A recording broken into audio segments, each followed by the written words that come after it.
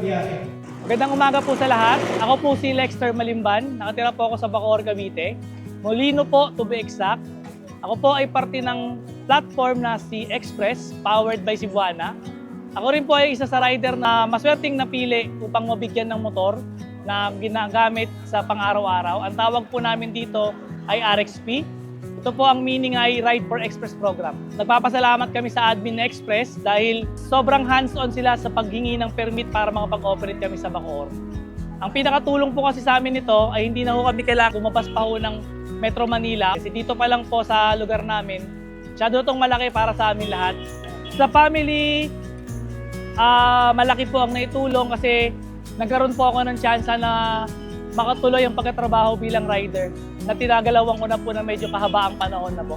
Dahil nga po sa motor na ibinigay sa akin na Express, naituloy ko po yung hanap buhay na gusto ko na ipangtataguyod sa aking pamilya.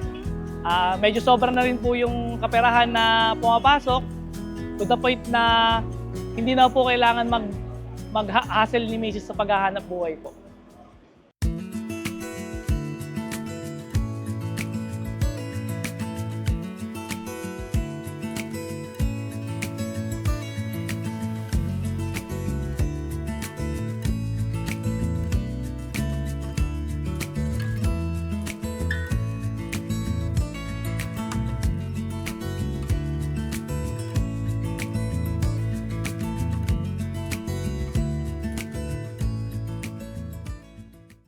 Hi, I'm Janice Crisostomo from Corsa Philippines and Jabber Motoco.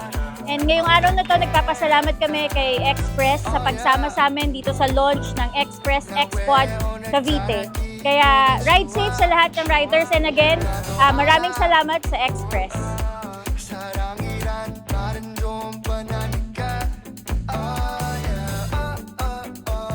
Ako nga po pala si CJ Almahar, nakatira sa Molino 4, Bacoor, Cavite. At isa rin po akong Express Rider or RXP. At isa rin po ako sa top performer ng Express. Ang masasabi ko lang sa lokal na pamahalaan ng Bacoor is napakalaking tulong dahil hindi na namin kailangan lumuwas ng Maynila para lang maghanap ng mga customer. Is na-provide na po ng local government ang kapangangailangan po namin. Lalong-lalo na po, napakadali na lang pong maghanap ng pasahero dito sa Bacoor.